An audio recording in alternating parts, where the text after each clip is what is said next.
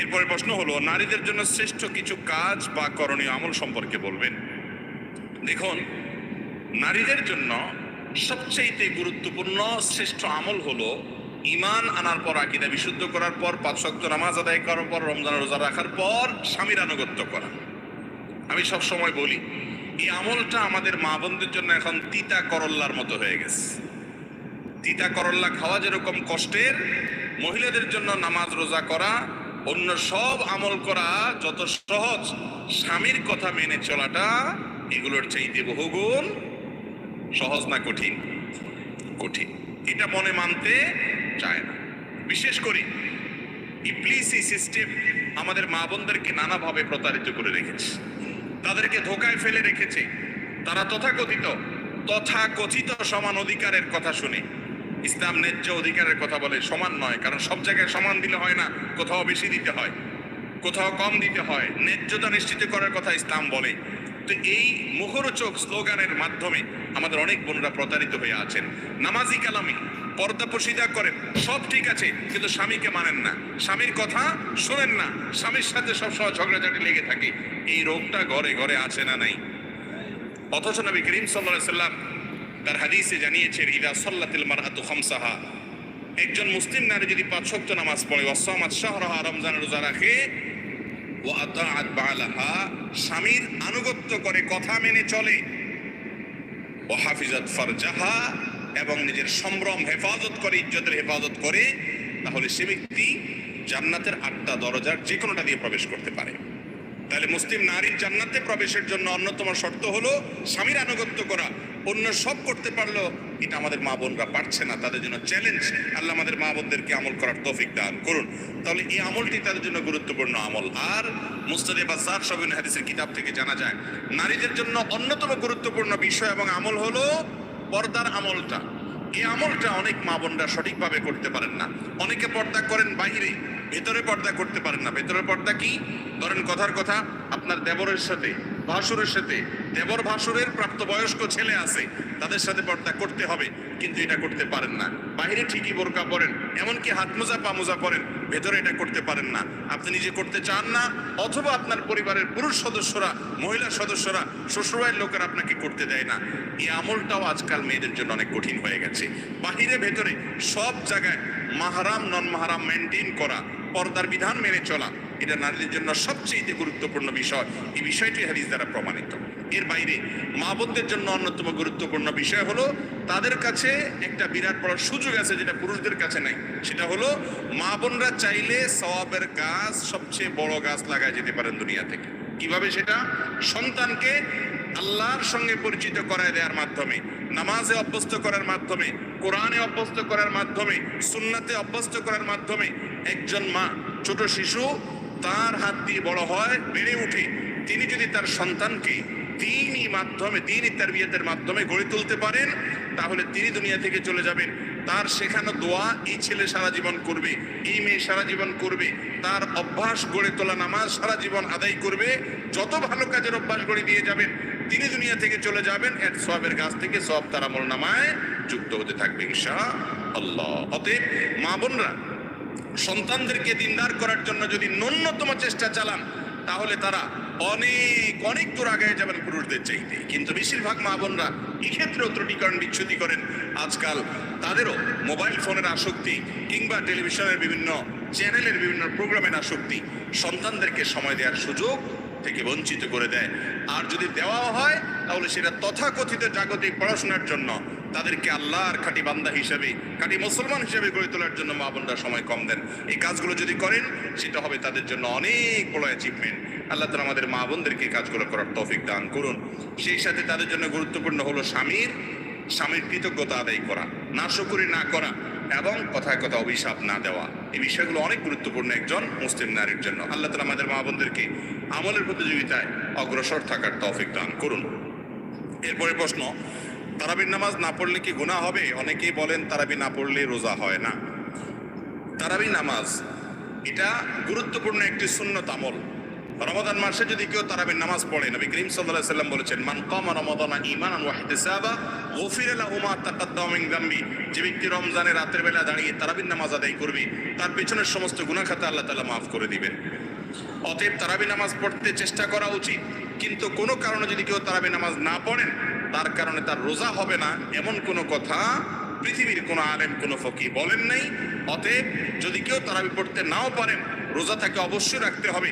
তারাবি miss হলে গুনাহ হবে না, বড় গুনাহ কবিরা গুনাহ হবে না, কিন্তু রমজানের রোজা মিস হলে কবিরা গুনাহ হবে। অতএব তারাবি নামাজ এটা আমাদের আদায় করা উচিত। এটা যদি ছুটে যায় কোনো কারণে হঠাৎ কোনো একদিন একা একা পড়ে নেব, আর যদি অসুস্থতার কারণে শরীর খারাপ লাগে পড়লামই না, একদিন মাত দিলাম হঠাৎ করে, তাহলে ইনশাআল্লাহ বড় কোনো গুনাহ হবে না বা গুনাহ হবে না। কিন্তু অলসতা করে যদি আমি বাদ দিই তাহলে সেটা অবশ্যই ক্ষতির কারণ। এরপরে প্রশ্ন হলো, আমার একজন বন্ধু প্রতিদিন রাতে পর্নোগ্রাফি না দেখলে রাতে ঘুম আসে না, এ থেকে মুক্তির উপায় কি? দেখুন, তরুণ প্রজন্মের একটা বড় অংশ, শুধু তরুণরা না, যারা অতরুণ আছেন, বয়স পরিপক্ক, এরকম লোকদের মধ্যেও পর্নোগ্রাফির আসক্তি আজ চরমে পৌঁছেছে। ঘরে ঘরে জনে জনে এই রোগটা, এমনকি পুরুষদের পাশাপাশি নারীদের মধ্যেও। ভাইরা আমার, ভেতরে ভেতরে আমাদেরকে শেষ করে দিচ্ছে এই পর্নোগ্রাফির কারণে। এই সমস্ত বাজে নেশা এবং এডিকশনের কারণে ঘরে ঘরে স্বামী স্ত্রীর মধ্যে কোনো ভালোবাসা নেই, সম্প্রীতি নেই। যারা এগুলোতে আসক্ত হয় সবচেয়ে নগদ শাস্তি হলো তাদের দাম্পত্য জীবনের সুখ শান্তি প্রায় অলমোস্ট হারাম হয়ে যায়। যে যুবক পর্নোগ্রাফি দেখতে দেখতে দেখতে দেখতে সে ক্লান্ত, এটা তার মধ্যে নেশায় পরিণত হয়ে গেছে, তার উপর আল্লাহর পক্ষ থেকে সবচেয়ে বড় শাস্তি হলো দাম্পত্য জীবনে স্ত্রীর সাথে তার কোনো ভালোবাসা হয় না। এটা অভিজ্ঞতা প্রমাণ করে, অসংখ্য অজস্র অভিজ্ঞতা এর জন্য রয়েছে। বিধায় পর্নোগ্রাফির ভয়াবহ ক্ষতিকর দিকগুলো আমাদেরকে আগে বুঝতে হবে, এবং এর মাধ্যমে নগদ লাভ করা, নগদ সাময়িক সময়ের সুখ বা তৃপ্তি লাভ করার সুযোগ থাকলেও পরক্ষণেই পর্ণ এডিকশন যাদের মধ্যে আছে তাদের বেশিরভাগ মানুষের উপর করা জরিপ এবং সাক্ষাৎকার, তাদের বক্তব্য, এই সবগুলোর খোলাসা রিপোর্ট প্রতিবেদনগুলো বলে যে এর পরক্ষণেই তাদের মধ্যে বিষণ্ণতা কাজ করে, মানসিক বিষাদ তাদেরকে ছেকে বসে, যেটা তৃপ্তির জন্য ঢেকে সেখানে সাময়িক তৃপ্তির পরিবর্তে তার পরবর্তীতে আযাব তা নয়, এর পরপরই তার মধ্যে মানসিকভাবে বিষণ্ণতা ছেয়ে আসে, অশান্তি, অস্থিরতা, ডিপ্রেশন এবং খারাপ লাগা কাজ করে।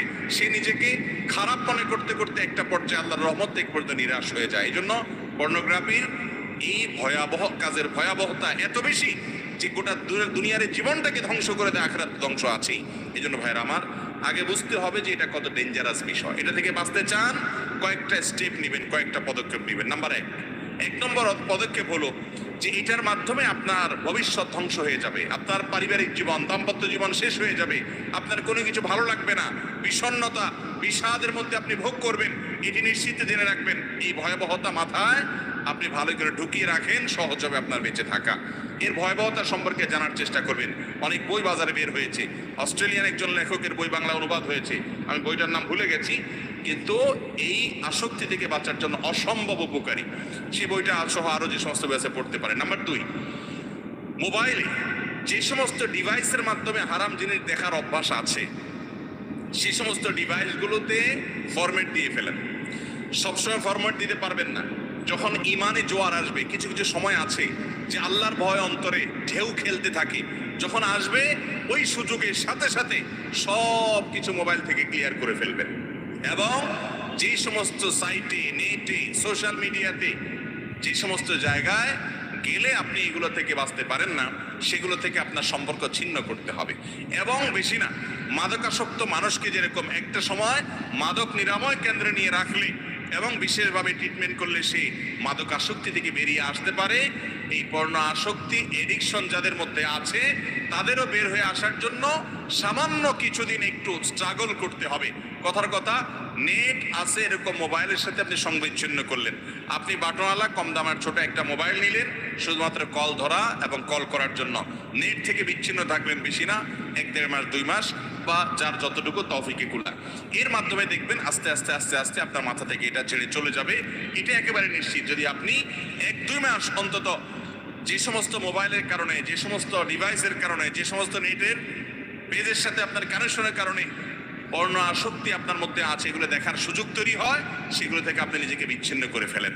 দেখবেন 1-2 মাস পরে আপনার মধ্যে এই নেশা থাকছে না, ইনশাআল্লাহ নেশা পরিবর্তন হবে। তবে এর পাশাপাশি তৃতীয় যে কাজটি করতে হবে তা হলো সোহবতে সালেহ বা নেককারদের সান্নিধ্য। বিশেষ করে জেনা এবং জেনা জাতীয় যে অপকর্ম আছে, এই যে পর্ণ আসক্তি, এটা চোখের জেনা। নবী করিম সাল্লাল্লাহু আলাইহি সাল্লাম বলেছেন জেনাল আইনি আন নজর, চোখের জেনা হলো চোখ দিয়ে দেখা। আপনি যতক্ষণ দেখছেন ততক্ষণ আপনি জেনা করছেন। আর জেনা এমন একটা অপরাধ, লা ইয়াজনি জানি হিনা ইয়াজনি ওয়া মুমিন, ইমানদার যদি জেনায় লিপ্ত হয় তাহলে যতক্ষণ সে জেনায় থাকে ততক্ষণ তার থেকে ইমানকে ছিনিয়ে নেওয়া হয়, ততক্ষণ সে মুসলমান থাকে না, ইমানদার থাকে না। এরপরে সেখান থেকে সে ফিরে আসার পরে তার মধ্যে ইমান আবার আসে। এত ডেঞ্জারাস অপরাধ, এই জন্য অপরাধ করতে করতে মওত হলে বেঈমান হয়ে মৃত্যুবরণ করার আশঙ্কা আছে। এই জন্য সোহবতে সালেহ বা আল্লাহর নেককার বান্দা, আমলদার, খাঁটি ইমানদার। আপনি যুবক, অনেক যুবক আছেন, পরিমাণে কম হলেও আছে, যারা 5 ওয়াক্ত নামাজ শুধু পড়েন তা নয়, সকল হারাম থেকে বেঁচে থাকার চেষ্টা করেন। তাদের সাথে বন্ধুতা করবেন, তাদের সাথে যোগাযোগ রাখবেন, তাদের সাথে আপনি যত বেশি উঠা বসা করবেন, নেককারদের সোহবতে যত বেশি যাবেন, তত বেশি দেখবেন ভালো পরিবেশে গেলে আপনার মধ্যে এডিকশন কমতে থাকবে ইনশাআল্লাহ। নাম্বার 4 নম্বর, পর্ণ আসক্তি থেকে মুক্তি লাভের জন্য বিশেষভাবে আপনাকে নির্জনতা পরিহার করতে হবে। মাস্টারবেশনের যে বদভ্যাস, হস্তমৈথুনের যে বদভ্যাস, সেখান থেকেও মুক্তি লাভের জন্য এই ফর্মুলাগুলো অত্যন্ত কার্যকর। আমি ব্যক্তিগতভাবে বহু যুবকের কথা জানি, যে যুবকরা হয়তো তাদের এই সমস্ত পাপাচারে লিপ্ত ছিলেন, কিন্তু একটা সময় তারা এই পরামর্শগুলো মেনে তাদের জীবনকে পরিবর্তন করেছেন। আলহামদুলিল্লাহ,